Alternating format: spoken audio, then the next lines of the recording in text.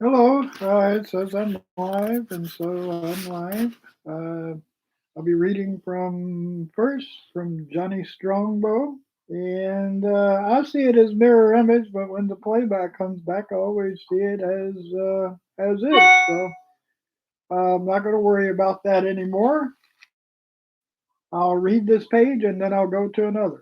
And thank you for listening if you are. If not, well, it's okay too. Anyway, thank you very much.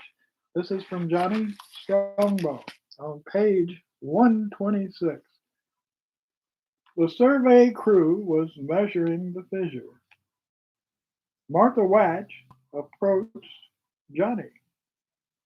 I was going to contact you, she said. What's up? What's down is the question. Come, I'll show you. He followed her to a table with schematics and fissures with sonogram. She pointed to an area. Look at the shapes. Johnny studied them. Interesting. There are odd curves and other things. What do they mean? They are not natural. They have a purpose. We don't know what they mean until we examine them. How far down are the artifacts? They are on flat levels at 5-mile intervals, and we found up to 20 miles. We are still measuring. We believe the fissure reaches the core of the planet. This is phenomenal. There is another thing. What? They are radiating some form of energy we can't identify. Johnny looked at the transportation device. Yes, you guessed it. It is something to do with the teleporter. I see. I guess a lot of power is needed for the device to work. And in theory, it is why it's a one way device. Good theory. When are you going down? We will be ready in a few days. John Morley will dispatch as soon as we get data. Carry on, Martha. Martha stood next to the fissure at the station of rappel winches. She was wearing a climbing harness with an oxygen apparatus on her back. Are you ready for the first run? Her ground assistant said. Yes, I will reach the first level in a few hours unless we run into problems. Labor crews lowered spotlights. Lighting stations will be lowered as you go. Okay, I'm going down. She was on the rim. A plethora of colored light threads were emitting from the walls. She leaned, putting tension on the cable. She jumped and repelled. Her feet touched the wall and a few yards down. She bounced and repositioned. The winch slowed. After a minute, she was no longer visible. The ground assistant radioed. How are you, Martha? A breathless voice came through the speaker. Splendid. It is difficult to see with all the color reflecting from the stones. It's mesmerizing. Okay, you are over 1,000 feet and we will extend the cable. She hung swinging between the walls where the workers made the transition. It will make a few minutes to relax. So relax. We make the adjustments. The assistant signaled laborers to shackle the cable, and the workers lowered the cable. She bounced on the other end. She descended and increased speed. She had many transitions to make. Her chest tightened and she put on the breathing mask. How are you holding up? I put on my oxygen mask and I'm fine. The minerals are richer as I descend. Thank you. More. Thank you. Okay, this will be from the Archaeologist, and this is page, starting at page 197. Chapter 21. This is the chapter heading. Jewel lay in the shade where it was a little cooler yet sweltering. She was born on Mars and was unfamiliar with trees. The few she saw were in the biocontainment field. They were not to be compared to these. They were a cluster, their limbs intertwined among the canopy. She dozed off for a few minutes. When she awoke, she studied the trees. The mesh clusters of the trees were like a ceiling, and the spaces between the trunk formed a myriad of tunnels. She didn't dare explore them, so she looked at the open air and sky. Translucent wavy lines caused by the heat cloaked the mountains in the distance. She saw waves dancing, making ripples in the scenery.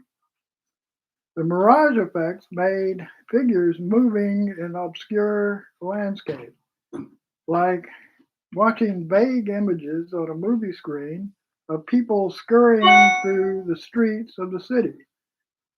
There was a faint thumping, like a discard. She disregarded it as a part of the illusion. The thumping appeared to be moving closer. The figures of the heat were unaffected by the noise. An object drifted down from the sky, and the thumping was coming from it. There was a rhythmic vibration. The thumping was accompanied by a chop chop. It settled to the ground and a figure emerged. It was a human, not associated with the dancing figures in the heat waves. Her heart was racing. The figure was moving towards her. She sat up, squinted her eyes, and focused on the female figure. She bolted upright. Mom! All right, thank you. That was The Archaeologist. Okay, reading from Poetry from for the Unforgiven, Stories from the Translucent Sky Band. All right,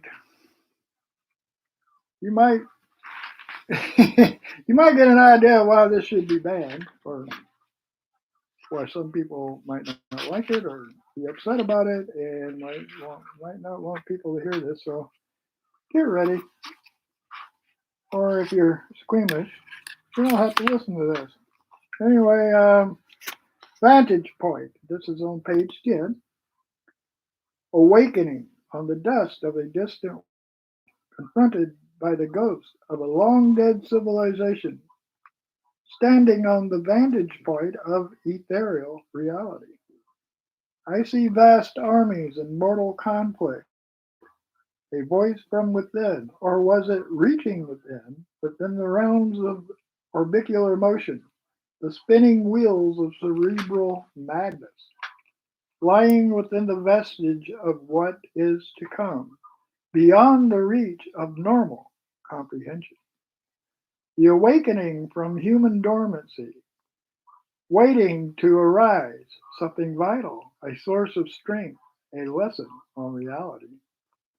My thoughts are my thoughts. I cannot expect anyone to understand. You are the enemy, one who destroys. Your beauty is a vulgar bloodbath. While brain dead observers give their approval, I stand drowning in a deluge of consciousness. Thank you. I'm going to read one more if I can just snap a hold of it here. Forgive me if I fumble through this. All right, this is off of page 11, right after that, because I don't want to fumble through these pages. It's just not, I should have had something marked. The way shadows fall, sifting through the broken pieces of yesterday, trying to put the puzzle back together. So what the hell is integrity anyway?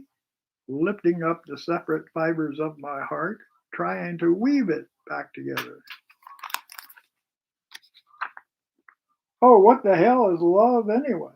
Sometimes I wish my heart was made of stone, but then I'd be like you. So what the hell is compassion, anyway? The world keeps turning round and down, holding me down, keeping me from the secret of life. Well, what the hell is truth anyway? Just anyone's interpretation of how everything should be. Oh, my soul is ablaze, my heart is afire, my cold heart burns me to the depths of my being. That's the way shadows fall. So, what the hell is substance anyway?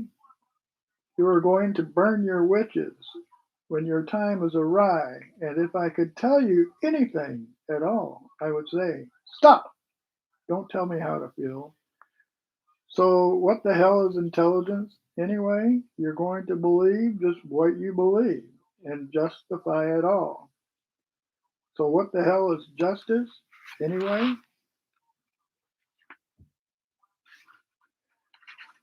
One more poem, and then I'm going to another book. Excuse me. Um, it's off of page 14, Ancient Highway. Take me down that ancient highway that covers thousands of miles only to intersect with another. Who can reason why humans go back and forth to go nowhere? Take me to that ancient highway. I'm told it's not of this world, but someplace far, far away. Maybe my dreams aren't so dim. Maybe light not only comes from the sun. Maybe on that ancient highway, I'll make my way to the stars and escape the nuclear war and all the deception and degradation here on Earth. I see a billion lights, not one the sun. Maybe on that ancient highway where you say I died, only to be born again. But this is not the life I'd chosen.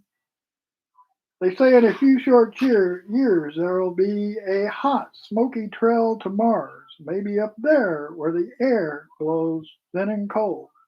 I'll find peace and speak to the voices of wisdom.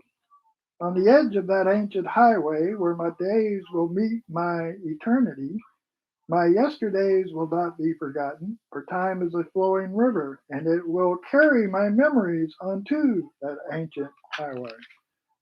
Uh, right now, they have the Perseverance rover and the Integrity helicopter flying around on Mars, or the rover is roving around Mars, and the Integrity helicopter is flying. Anyway, cool stuff, I think. Anyway, um,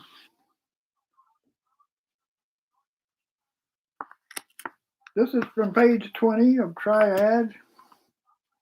The story is the final incarnation. Uh, I said page 20, so it's page 20. It is difficult to explain. In this realm, there is neither here nor there. Things are an actuality. At times, you may see the entities through the veils.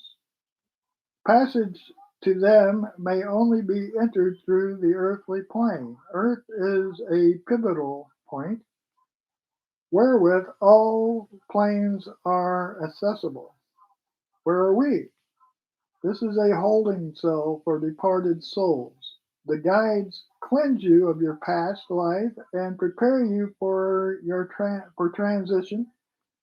Your essence is introduced into another living, breathing child. The cycle repeats in a different era. I am afraid I will lose my dear Dinko. Will we not know when the transitions occur? We do not. We await our frequency and are drawn into the vortex. We will feel it when the moment arrives. They saw entities excited and spiraling outward. They called Dominic and Renata to the podium. Dominic and Renata Novak Beck was this is a rare occurrence. We are not able to separate you, nor can we clean your memories. The unfortunate thing is when it happens, you will be torn apart. One will be left here while the other corporates. We cannot control this.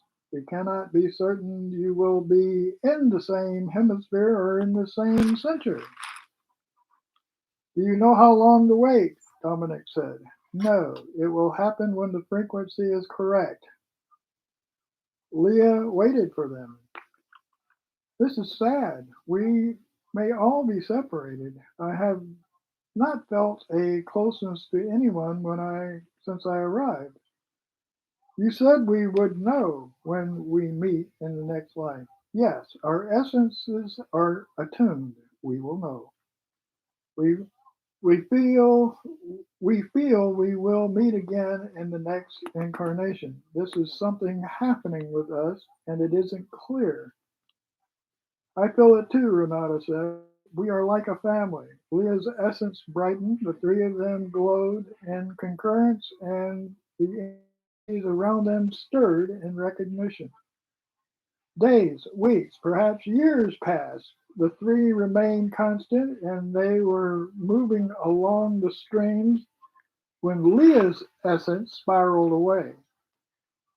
Dominic and Renato watched her light stream fade into the earth below. They heard a baby cry. The lights glowed bright in exhilaration. Thank you. This isn't easy. My I'm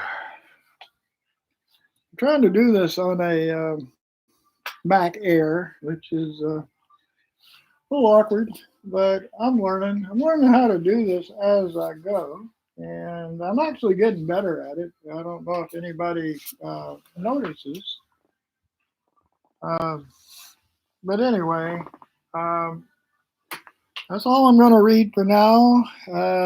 Next time I'll even be better. Thank you. If you got anything from this, I appreciate it. If not, well, anyway, you can put it in the comments. Give me some suggestions. Tell me what I need to add or take away. And thank you.